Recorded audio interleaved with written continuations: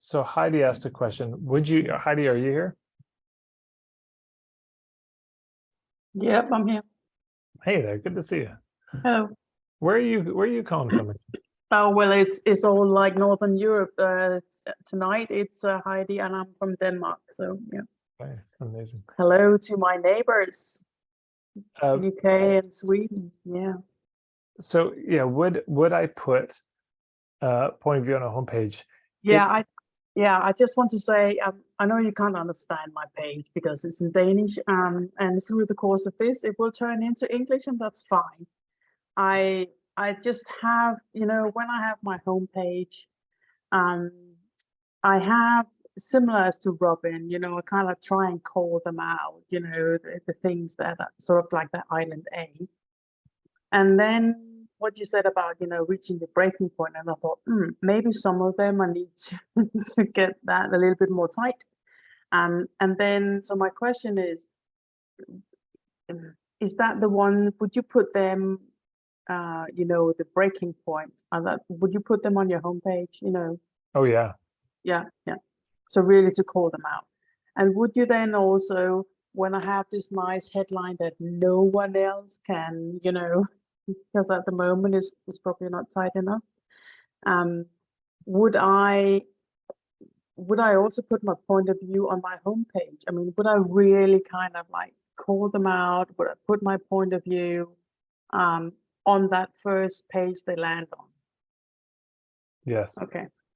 I mean, here's the thing. What we're trying to do on the homepage is filter. Yeah. We're trying to get the attention of our ideal people, establish that this is relevant, and at a very high level, just say this is relevant, a little bit of credibility, and that's about it. Sorry, say that again. A little bit of credibility, Mhm. and then that's about it. That's all we're trying to do on the homepage. It's not loftier. The homepage is not going to convince anyone. No. Yeah. But so the first thing we need to do is establish this relevance. And here's one of the places I found point of view can often come in earlier. If you are offering something that is very commonplace, meaning there's a ton of other people offering exactly the same thing, then you have to immediately differentiate yourself from those, or people just and say, I do, I'm a coach, and I still work in a job, and then and then I'm a coach. And so I absolutely understand. I have to make it really, really specific. yes. And that's fine. And I think I got there with that. Let me finish my thought. I was in mid. Yeah, sorry. So we have to still differentiate ourselves, and there's a number of ways to do it. But once we have their attention, usually for a service provider, that's going to be with island A and B. Yep. And again, we don't need to linger over that too much. We just have to say it so they say, that's me. Then there needs to be something else. If it's, you're a yoga teacher and there's a million other yoga teachers, well, so what? You do weight loss coaching, but there's a lot of other people doing weight loss coaching. If what they see is something that's so common, then it's either going to be what we do. Maybe there's a modality that we have, it could be where we do it, when we do it, why we do it, or how we do it, which is the point of view. Any of those 5 things can be tacked on to this thing, but it's a very compelling piece if you start with, as a headline, hey, are you this kind of person struggling with this? Here's my pitch.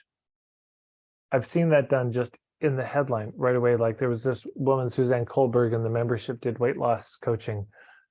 And her take was, she's moved on from that niche, but her take was, what if we're overweight because we overgive? So you see what I'm saying? Island A, B, and point of view, it's all there. What if we're overweight? That's island A. Implied in that is the island B. Because we overgive, there's the point of view. Here's why this matters so much.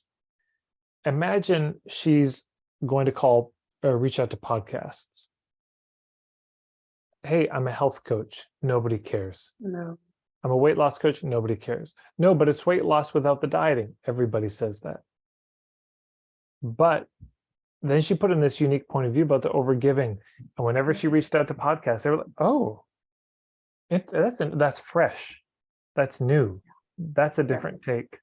And that was right in the headline. Yeah, okay, fair enough. Yeah, that's cool. Answers my question. You're I've welcome. got work to do. Thank you very much. You're welcome. Let me, I'm just going to do one thing.